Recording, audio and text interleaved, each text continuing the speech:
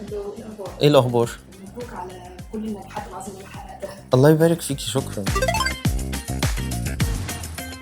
بما انك كبرت بقى وسط كادرات وكواليس، الحلم نفسه بدأ من البيت ولا الفن جالك من فكره تانية بقى البيت خالص؟ لا، من البيت طبعا.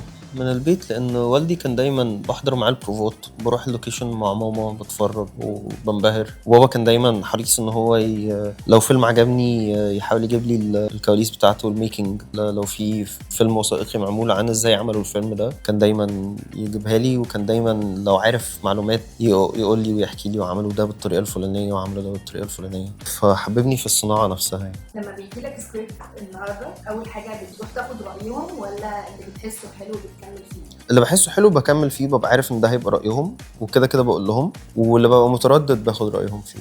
مش هما بس، هما وسلمى مراتي وبعض أصدقائي يعني. انت حولت من الاخراج للتمثيل، كنت شايف نفسك اكتر كاخراج؟ يعني احنا ممكن كمان فتره نشوف احمد عصام ازاي. يا رب يا رب، أنا لسه عاوز أخرج وبكتب كذا حاجة على أمل إن أنا أخرجهم. فيا رب يا رب يوفقني في ده يعني. في الكتالوج لعبت دور اسامه والناس بدات تلاحظك، ايه اللي خلاك تقول الدور ده بتاعي من اول ما قريته؟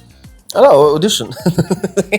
يعني هو اوديشن، فقعدت اقول يا رب يبقى الدور ده بتاعي، علشان انا بحب الشخص اللي بيهزر في اوقات الجد ده. بحب السكه دي يعني، لان هو شبهي في الحته دي. فده اللي انا حسيت ان انا هعمله كويس فيه، وان هي حته صعبه، مش اسهل حاجه يعني. ايه المواقف الضحك اللي حصلت لك في كواليس كتالوج عمرك ما هتنساها؟ يعني اي وقت كنت بقضيه مع استاذه سماح انور، او اي وقت كنت بقضيه مع استاذ خالد كمال، الاثنين دول بيضحكوني جدا جدا. ده كان وقت لطيف. لكن مفيش موقف معين لما تفتكر لا، ما حصلش حاجة كبيرة يعني، بس أعتقد كان لوكيشن هادي بمعنى أصح يعني. اصعب مشهد عملته في كتالوج وازاي خرجت منه راضي عن نفسك؟ لا، أصعب مشهد عملته في كتالوج كان في الحلقة السابعة مع أستاذ سماح، وما خرجتش راضي عن نفسي يعني. الحاجة الوحيدة اللي هدتني إن أستاذ وليد الحلفاوي قال لي أنا عاجبني وأنا بثق فيه ثقة عمياء. رقم واحد لأنه مخرج العمل، رقم اتنين لأنه وليد الحلفاوي لأن هو مخرج فظيع. فخلاص أنا واثق فيه. شايف سنة 2025 بداية انتعاشة فنية ليك ولا لسه التقيل جاي وعندك أحلام أكتر؟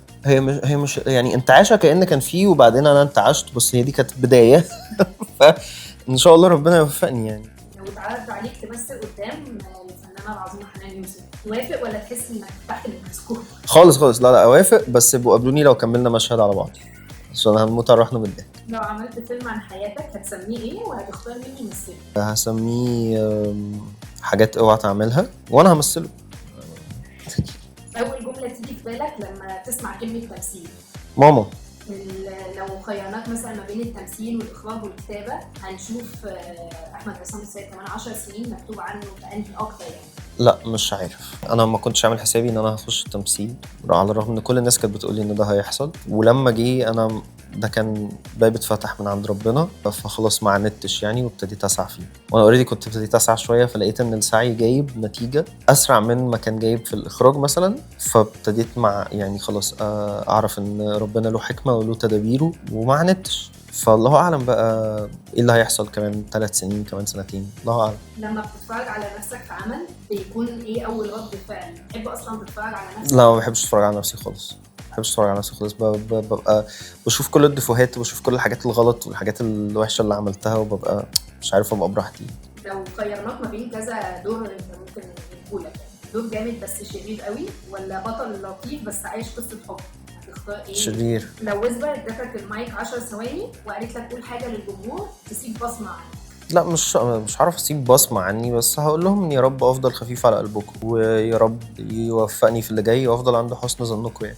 هنسال شويه اسئله لايت. اوكي. لو ايه اول حاجه بتعملها مثلا لما تكون متضايق؟ باكل شوكولاته كتير. لو فرحان؟ باكل شوكولاته كتير. انا بتلكك عشان اكل شوكولاته. ايه اكتر خروجه بتبسطك وتغير مودك؟ لما انزل اقعد مع صحابي عادي. ايه الدور اللي لو قريته عمرك ما هتنتظر او مستنيه؟ دور شر فعلا.